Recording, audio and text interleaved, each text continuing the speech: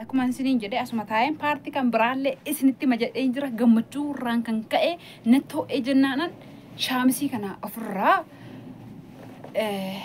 bane qulfiisa rakkina keessan sinirraa haballeessu waaqayyo barri rakkoo bargadadoo sinirraa habaduu manni keessan haa eebbifamu akka mamoota shadheera malaaxaa kana laalinaa moluudha beekonni maal akka kana ta'e hin beeku ani maaliif akka kana ta'e akkana walal godhe sinirraa banu waan rakkoo keessan walal godhe isinirraa abanu gooftaan maaliif jedha obboleewwan ko egaa isinitti deebi'ee hin jira koottaa gaa tokko haadhuun nu buna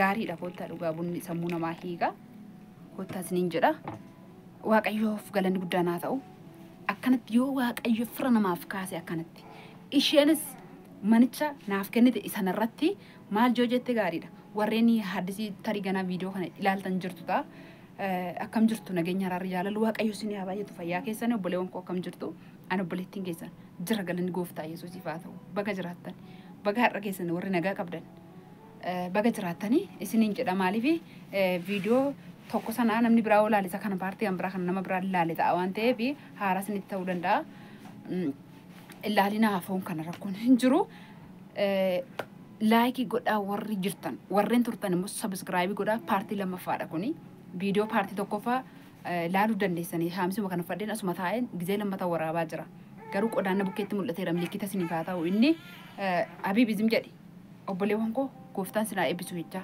asumaan oduu isinitti hin dheeressu gara yaada sanaatti sin dabarsa gara wantichaatti obboleetti kana naaf eebbisaa namni yeroo kana keessa yaada kana namaa barreessu hin jiru namni bara kana keessa komintii akkasii xalayyaa akkasii namaa barreessu hin jiru sti kanaaf iyyuu namni yeroo kana keessa namnumti qalbii qabaatee taa'ee itti yaade yeroo kana nama jaallatuuf xalayyaa kanaa barreessu jiradhee hin yaaduun ture waaqayyoof galanni guddaan haa ta'u yeroo baay'ee waaqayyo yoo nama namaa kaasee akkanatti waaqayyo nama namaaf haa kaasu ofiisaas immoo teessoo isaarraa harka isaas jiraataa isaa manamaa isa nuuf waan hundumaa baateen hiixatee harka keenya qabee madaa keenya ashagee hir'uu keenya guutee qixxee namaa nu haadhaabu qixxee warra nu arrabsanii nu haadhaabu maal akka shinnaa barreessite manicha arganaa kana ta'e kaate isinitti nama dhaggeeffadha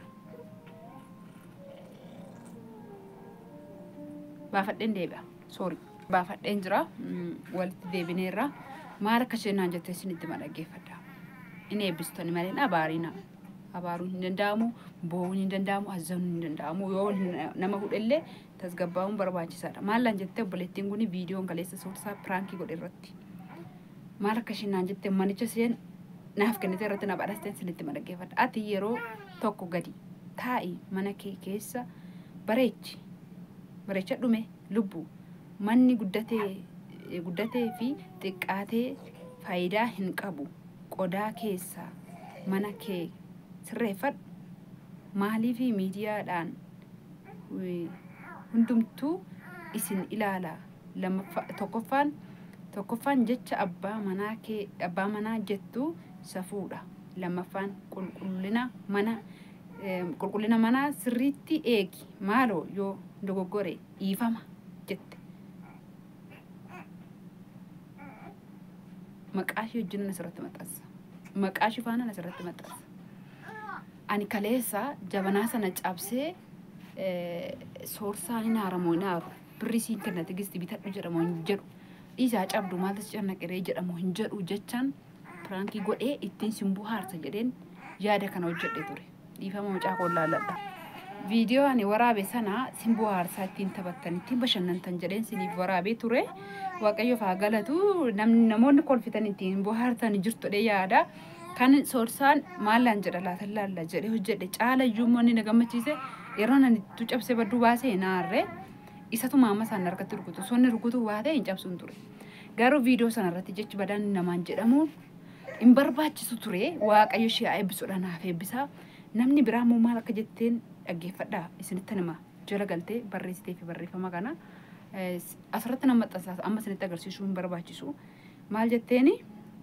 uffee manni akkasii sirreessitullee hin bareedu lubbu rakkoodha manni xiqqoo keessa iddoo qodaa taa'u iddoo namni taa'u iddoo tokkicha jetteen ishii yaadni ishii fagootti yaaduu danda'u yookiis bareechitee haasa'uu dandeessu akkana jettee deebistee shumaaf jala galtee barreessite abbattiidhuma ani maaltu na dhibee obboleettii kiyyaa sin abaaru ani macaafni qulqulluu nama abaaraa hin jedhu waaqayyoof ulfinni haa ta'u maaliif hin barbaachisu si abaaruuni koottaa buna dhunnaa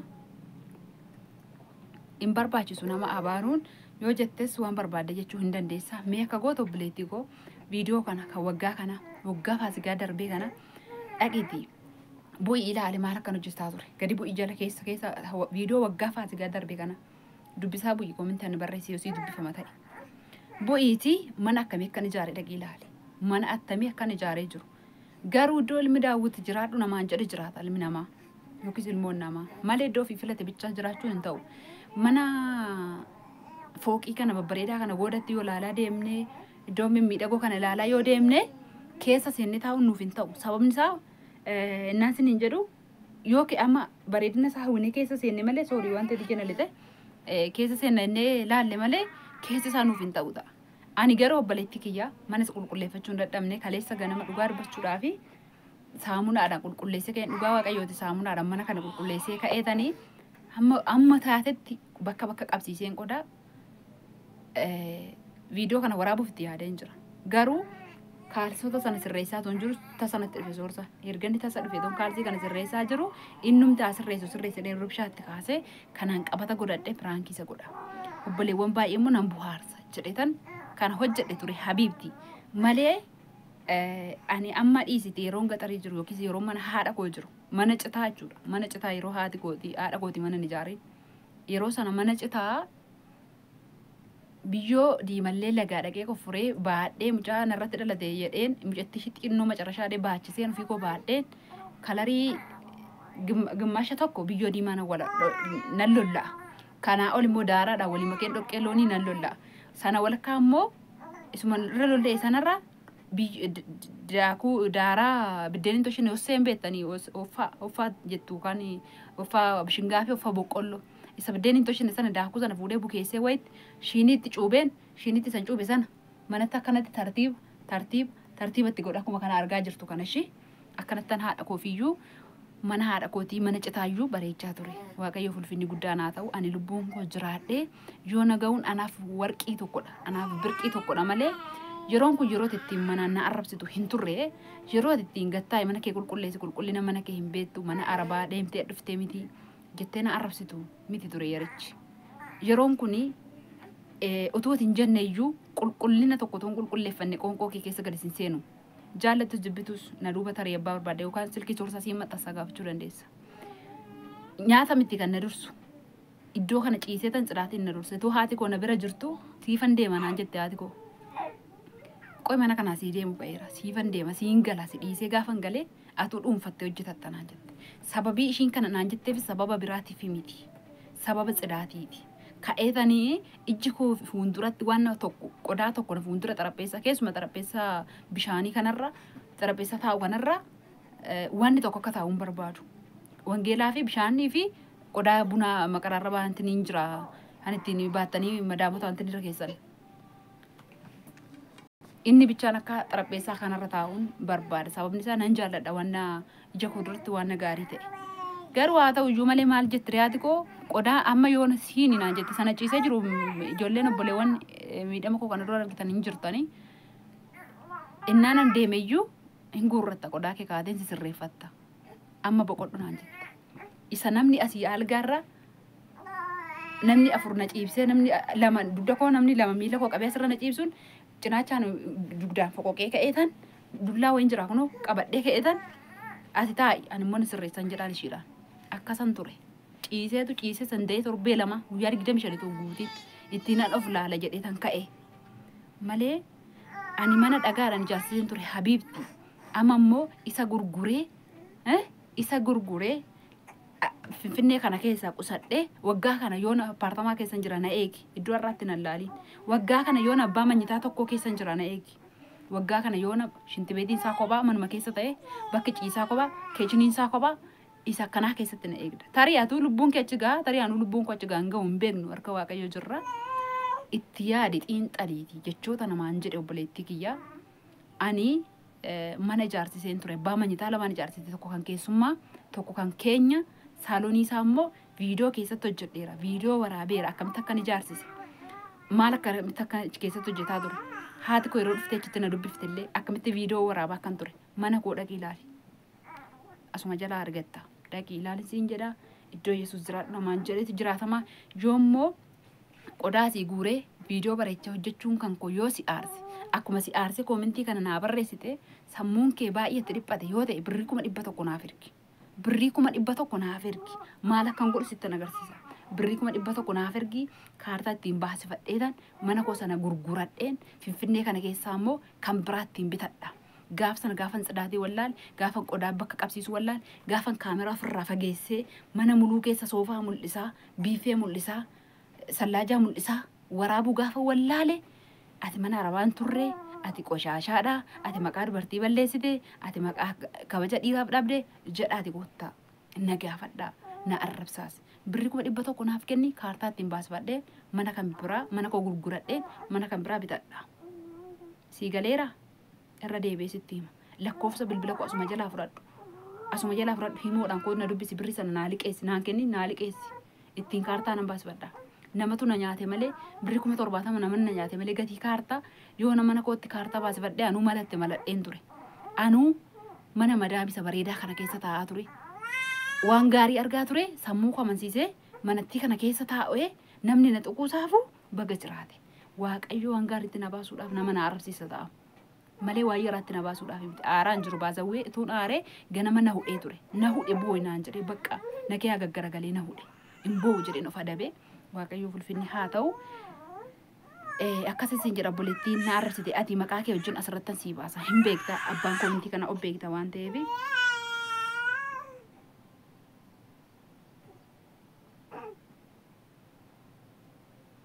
Waaqayyo si eebbisutti dabalee hin dubbisu. Ammas namni gaariin hin jira dhaggeeffadhaa. Uffee rabbii mana qoy dhiifama. Waaqayyo si eebbisu obboleettiin na eebbifame manumaa siin hin jiru kan biraa kanumti biraa ammas immoo koomentiin kan biraa maal jedha uffee rabbi mana dhiphaa kana keessa si haa baasu mana guddaa saatti si haa gashu jette. Ameen siin jedheera obboleettiin anas jala koomentii kanaanii argiteetta. Waaqayyo isin haa eebbisu namni gaariin gaa yaadisaa akkasi ture. Namni gaarii yaadnisaa akkasi ture. Egaa nama maana arrabsitee maa jecha kana naan jettee jechuun ni koofii miti haa jettu. Ilmi namaa gaafa duunu koo jaallannee miti saaxiin ishee mana geessonatti galu. Jaallannee miti giddaajiidha. Waan hin oolleef. Reenfi yoo mana taa'in xiraa faayidaan qabu. Foon iyyuu koo zalzaltaniin keenya taanaan hin xiraa. Foonumti diimina isaa kana suuqiidha bittanii dhuftanii mana fooniitti bittanii sin hawwisiisee maal jedhu kuni zalzaltaniin keenya taanaan hin xiraa. Isinii galeera. Namni jaallatee saaxiin ittiin gashamu. Waan mana taa'uun isaaf hin malleefi gatama dhaqe yookiis awwaalama. Foon isaa kun jechuudha hafuura isaa miti. Kiristaanonni dhiifama naa godhaa. Amantaan biraas dhiifama naa godhaa. Jecha nama tokkoo fi jecha hambiraa dubbachuun hin barbaachisu. Sinan jaalladha waan hordoftanii baay'ee galatooma. Nagaan naa tura. Waaqayyo dirree bal'aatti nama baasa. Obsuun immoo dirqama. Anis dirree gaariitti ba'uuf jechan galaana darbe malee mana arabaa dhaqee dhufee warqiin arabaanaaf warqii miti. Meetiin arabaanaaf meetii miti. Manni arabaanaaf mana miti. Saalooniin shii fi koshiinaan shii fi manyitaan arabaa kan koo miti. Kan koo ganaa iddoo waaqayyotti qopheesse. Harka waaqayyoo keessa jira ganaa hidhadhee nan fudhadha. Gaaf sana yoo lubbuun jiraatte na argi. Gaaf sana yoo lubbuun jiraadhe mana gaarii waaqayyo naa kenna keetti viidiyoo waraabee yeroo dhiyootti sitti agarsiisa. Waan hordoftaniif guddaa galatooma sinan jaalladha. Nagaan tura.